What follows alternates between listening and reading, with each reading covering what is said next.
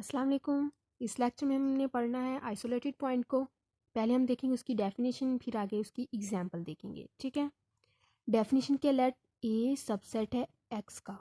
जिस तरह पहले हम टोपोलॉजी हर डेफिनेशन में लेते हैं, टोपोलॉजी एक्स पे जनरेट होती है, फिर उसका वैसे ही जनरेट की हुई टोपोलॉजी होती है। उसका हमने एक सबसेट ले लिया है एक्स का ए। आप point b, small b point है इसलिए स्मॉल बी लिखा है, belongs to A.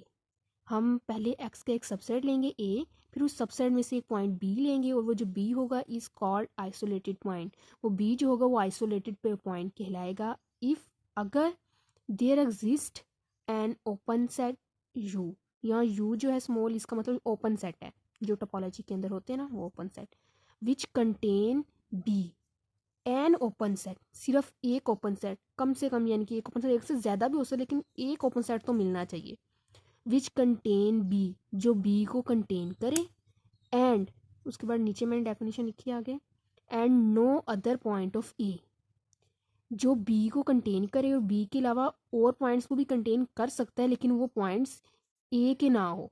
Other, no other point of A का कोई और पॉइंट जो है वो कंटेन ना करता हो। मतलब हम एक्स का एक सबसेट ए लेंगे, फिर ए में से हम एक पॉइंट बी ले लेंगे जिसको हम चेक करेंगे कि वो आइसोलेटेड पॉइंट है या नहीं। वो कब होगा, अगर हम ओपन सेट्स वो ले लें जिसके अंदर बी मौजूद होगा, और उसमें से कम एक ओपन सेट ऐसा होना चाहिए जो बी को तो कंटेन करता हो लेकिन उसके अलावा ए के किसी और पॉइंट को कंटेन ना करता हो।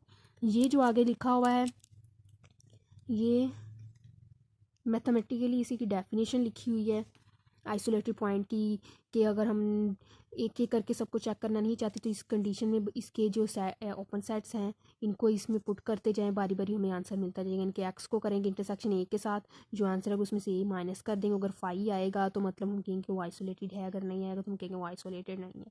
बारी बारी वो चेक करने के लिए, चाहे इस तरह भी चेक कर सकते हैं या जिस तरह मैं आपको एग्जाम्पल आई करवाऊंगी उस तरह भी चेक कर सकते हैं। एग्जाम्पल करते हैं। पहले हमने एक्स और टोपोलॉजी ली, फिर एक्स का एक सबसेट ए ले लिया, ए बी सी।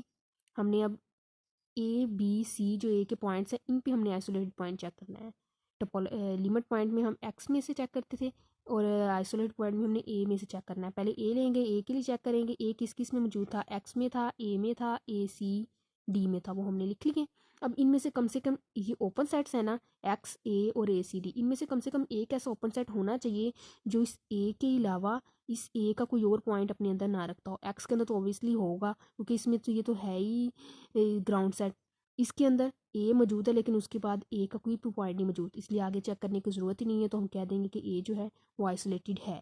क्योंकि डेफिनेशन में उन्होंने कहा था एन ओपन सेट की, एक ओपन सेट होना चाहिए, ज़्यादा भी हो सकते हैं लेकिन एक तो उसमें बस होना चाहिए। अगर एक हो जाए तो डेफिनेशन को सेटिस्फाई करवा देगा, आगे चेक करने की ज़रूरत नहीं है।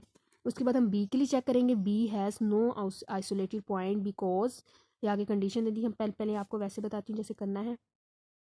बी किस किस में मौजूद था, एक्स में मौजूद था, और b c d e f में था, वो हमने लिख लिया। बी से बिलोंग है एक्स में और बी बिलोंग करता है b c d e f में।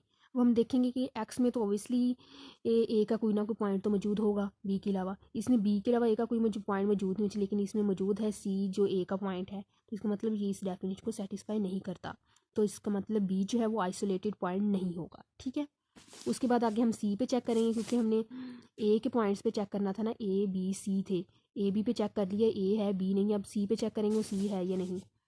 सी किस किस में था, एक्स में था, सी डी में था, ए सी डी में था, b c d e f में था। ठीक है।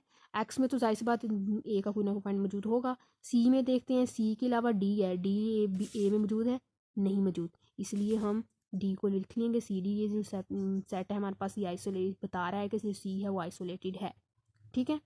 इसमें क्या करते होते हैं, इसमें आइसोलेटेड पॉइंट में हम पहले एक टोपोलॉजी लेते हैं। टोपोलॉजी में इसमें फिर एक्स में से हम एक सबसेट ले लेते हैं ए, फिर ए के पॉइंट्स को हमने चेक करना है कि वो आइसोलेटेड पॉइंट है या नहीं, बारी बारी ए को, फिर बी को, फिर सी को।